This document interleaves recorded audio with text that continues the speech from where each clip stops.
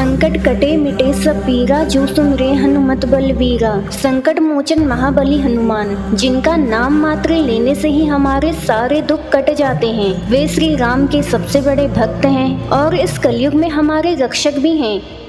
महाबली हनुमान को शिव का अंश कहा जाता है, लेकिन अगर हम कहें कि एक बार हनुमान जी और महादेव के बीच भयानक युद्ध हुआ था और हमारे बजरंगबली जन्म के पहले से ही श्री राम से जुड़े हुए थे, तो आपको भी शायद यकीन ना हो।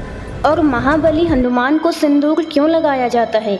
हनुमान जी से जुड़े ऐसे ही कई सारे सवाल हैं जिनका जवाब अधिकांश लोग नहीं जानते, लेकिन आज की इस वीडियो में हम हनुमान जी से जुड़े ऐसे कई सारे सवालों के जवाब जानेंगे, इसीलिए वीडियो के अंत तक बने रहें।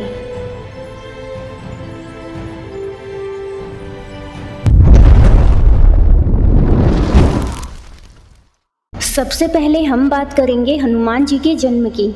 हनुमान जी वानर राज केसरी और माता अंजना के पुत्र हैं, ये बात कौन नहीं जानता। लेकिन क्या आप जानते हैं माता अंजना एक अप्सरा थी जिनका नाम था पुंजकस्थला। एक बार ऋषि दुर्वासा जब इंद्रदेव की सभा में उनसे कुछ बात कर रहे थे, तब पुंजकस्थला कई बार उनके सामने से गुजरी, जिससे ऋषि दुर्वासा का ध्यान भटक रहा था और क्रोध में आकर उन्होंने पुंजकस्थला को श्राप दे दिया कि उनका जन्म धरती पर होगा, वो भी वानर रूप में। जिसके बाद ही उनका जन्म पृथ्वी पर अंजना के रूप में हुआ और उनका विवाह वानर राज केसरी के साथ हुआ। पृथ्वी पर कड़ी तपस्या करने के बाद माता अंजना ने हनुमान जी को जन्म दिया।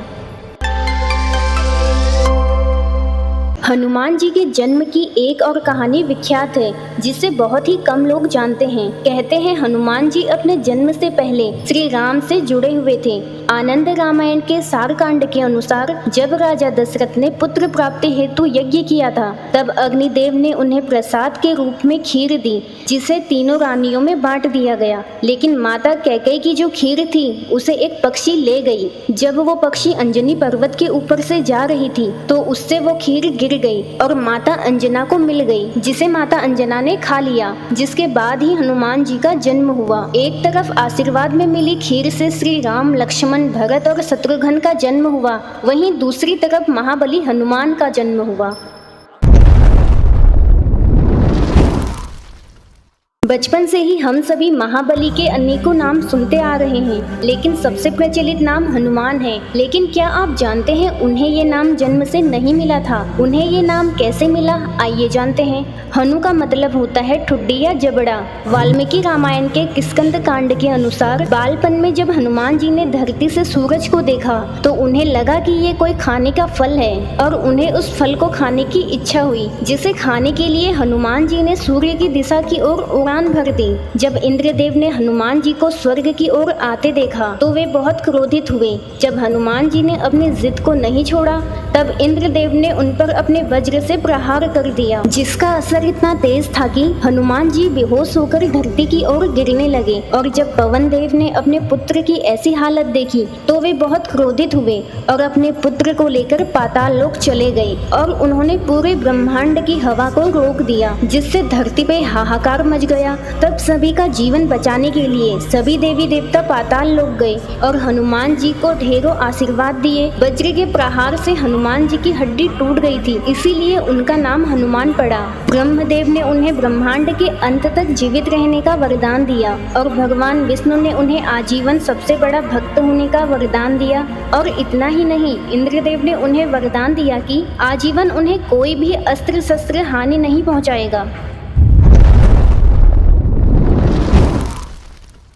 इसके बाद अब हम बात करेंगे, क्या हनुमान जी महादेव के अंश हैं या नहीं। पुराणों में माना जाता है कि हनुमान जी शिव के अवतार हैं, लेकिन अगर आपसे ये कहा जाए कि एक बार हनुमान जी और शिव जी के बीच भयानक युद्ध हुआ था, तो आपको कैसा लगेगा? पद्म पुराण के पाताल कांड के अनुसार श्री राम द्वारा अश्वमेध यज्ञ आयोजन किया गया। यज्ञ के दौरान अश्व को छोड़ दिया गया, जो कि दौड़ते दौड़ते राजा वीरमणि के नगर पहुँच गया, लेकिन वहाँ उसे पकड़ लिया और उस समय नियम ये था कि अगर कोई यज्ञ के घोड़े को पकड़ ले तो फिर युद्ध किया जाएगा। राजा शत्रुघ्न ने उस घोड़े को छुड़ाने के लिए युद्ध की घोषणा कर दी। वहीं दूसरी तरफ वीरमणि, जो कि महादेव के बहुत बड़े भक्त थे, इसीलिए उन्होंने इस युद्ध को जीतने के लिए महादेव की आराधना की। आराधना से प्रसन्न होकर महादेव वीरमणि की मदद करने के लिए मान गए, लेकिन सिर्फ तब तक जब तक श्री राम खुद युद्ध करने के लिए नहीं आ जाते। महादेव ने वीरभद्र का अवतार लिया और युद्ध भूमि में आ गए। इस भयंकर युद्ध में राजा भरत के बेटे पुष्कल की मृत्यु हो गई और शत्रुघ्न बेहोश हो गए। तब श्री राम की सेना को हारता हुआ देख हनुमान जी स्वयं युद्ध भूमि में आ गए और उन्होंने एक बड़ी सी शिला से शिव जी के रथ के टुकड़े कर दिए और फिर पत्थरों से महादेव के सीने में वार किया, जिसके बाद शिव जी ने हनुमान जी पर शक्ति से प्रहार किया और ये शक्ति हनुमान जी के सीने में लगी, जिससे उनका संतुलन बिगड़ गया और क्रोध में हनुमान जी ने एक पेड़ से महादेव पर वार किया, जिससे शिव जी के गले में लिपटे सांप डरकर पाताल में चले गए। जिसके बाद महादेव ने हनुमान जी को उनका संहार करने की चेतावनी दी, लेकिन हनुमान जी इतने गुस्से में थे कि उन्होंने शिव जी पर पेड़ों और पत्थरों की वर्षा कर दी और ये युद्ध ऐसे ही लंबे समय तक चला और अंत में हनुमान जी की विजय हुई।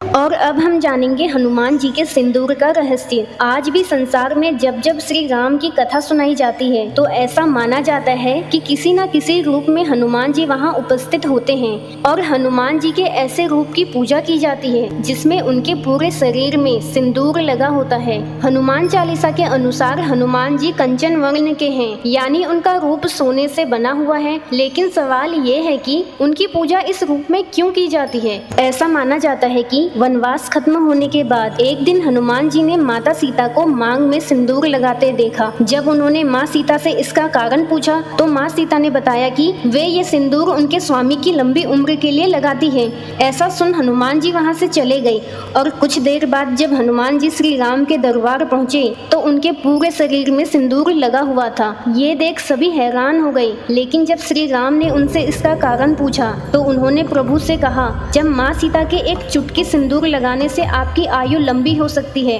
तो पूरे शरीर में सिंदूर लगाने से श्री राम का कितना लाभ होगा। हनुमान जी की ऐसी भक्ति देख श्री राम प्रसन्न हुए और उन्होंने हनुमान जी को वरदान दिया कि जो लोग हनुमान जी को सिंदूर चढ़ाएंगे और उनकी इस रूप में पूजा करेंगे उस पर श्री राम का आशीर्वाद सदैव बना रहेगा। तो ये थी पवन सुत हनुमान से जुड़ी कुछ बातें जिनके बारे में अक्सर हम सभी के मन में ख्याल आता है। और ये था हनुमान जी के जीवन से जुड़ा पहला भाग, जिसका दूसरा भाग आपको कुछ दिनों में देखने को मिलेगा। अगर आपको ऐसी ही वीडियो देखनी पसंद है तो हमारे चैनल को सब्सक्राइब करना ना भूलें। मिलते हैं इस वीडियो के दूसरे भाग में।